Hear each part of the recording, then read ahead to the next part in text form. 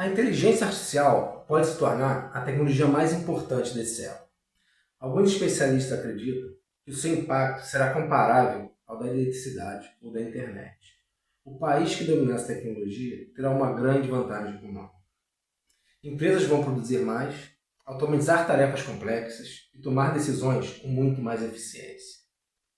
Ou seja, quanto maior produtividade, maior crescimento econômico. Mas o impacto da inteligência artificial não é apenas econômico. Ela também pode transformar áreas estratégicas, como a defesa, segurança cibernética e inteligência militar. Quem liderar essa tecnologia pode ter uma vantagem estratégica gigantesca no cenário global. Por isso, estamos vendo hoje uma nova corrida tecnológica entre as duas maiores potências do planeta, os Estados Unidos e a China. Ambos estão investindo centenas de bilhões de dólares para liderar essa revolução. Mas existe um detalhe fundamental nessa corrida que pouca gente percebe. Para treinar e rodar modelos de inteligência artificial, são necessários gigantescos data centers, funcionando 24 horas por dia. Empresas como Microsoft, Google e Amazon já estão investindo bilhões nessa infraestrutura. E todos esses data centers precisam de uma coisa essencial: energia. Na prática, isso significa que a corrida pela inteligência artificial também está se tornando uma corrida por energia. O problema é que o mundo já passa por um grande desafio energético. O consumo de eletricidade tem crescido ano a ano, devido, principalmente, digitalização da economia, carros elétricos e agora o boom da IA. Os data centers, por si só, já consomem uma grande quantidade de energia. E esse consumo, essa demanda, deve crescer cada vez mais nos próximos anos. Nos últimos anos, vários países apostaram em energia renovável, como a solar e a eólica. Elas são importantes para reduzir emissões de carbono, mas têm uma limitação fundamental: não produzem energia o tempo todo. Quando não tem vento ou sol, é preciso ter outra fonte de energia estável para garantir o fornecimento. E é exatamente nesse ponto que a energia nuclear volta a ganhar destaque. Usinas nucleares conseguem produzir grande quantidade de energia de forma constante, com baixas emissões de carbono. Por isso, muitos países estão voltando a considerar essa tecnologia como parte fundamental da matriz energética. Durante décadas, porém, a expansão da energia nuclear enfrentou grandes obstáculos. Construir uma usina nuclear é caro, complexo e pode levar mais de 10 anos para ficar pronta. Além disso, desastres como o de Fukushima aumentaram a resistência, tanto pública como política, em vários países. Mas agora, algo começou a mudar. Novas tecnologias estão sendo desenvolvidas para tornar a energia nuclear mais segura, mais barata e muito mais rápida de construir. Esses novos projetos são chamados de reatores nucleares modulares, ou SMRs, e muitos especialistas acreditam que eles podem ser a chave para uma nova geração de energia nuclear. Uma das principais apostas para a energia nuclear são os reatores nucleares pequenos, chamados de SMR. Diferentemente das grandes usinas nucleares, que demoram décadas para serem produzidas, esses sistemas podem ser produzidos através de módulos. Então, eles são construídos dentro de uma fábrica e, a partir daí, eles são movidos para o local da instalação. Isso traz algumas vantagens importantes: construção muito mais rápida, menor custo inicial, maior segurança e possibilidade de instalar reatores perto de centros de consumo. Por causa dessas vantagens, vários países e empresas estão investindo nessa tecnologia. Empresas de tecnologia e energia já demonstraram interesse em usar SMRs para abastecer data centers e infraestrutura digital. Muitos especialistas acreditam que, se essa tecnologia realmente se expandir, podemos ver uma nova geração de usinas nucleares sendo construídas ao redor do mundo nas próximas décadas. Mas existe um detalhe fundamental nessa história. Todos esses reatores, sejam eles grandes ou pequenos, precisam de um combustível essencial para funcionar: o urânio. O combustível usado nos reatores nucleares é o urânio. Sem ele, nenhuma usina nuclear consegue produzir energia. E se realmente o mundo começar a construir mais reatores nucleares, a demanda por urânio nas próximas décadas deve crescer bastante.